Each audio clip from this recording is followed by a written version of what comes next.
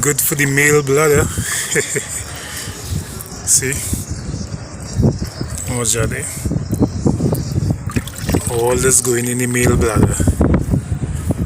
Then you want to know how some people get kidney stones and other health problem.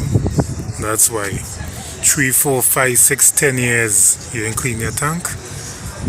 That's not good. What do you think when it reached to the top here?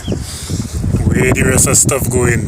Into the pipe, into your throat, into your stomach, into your intestine, into your bladder, kidneys and lungs.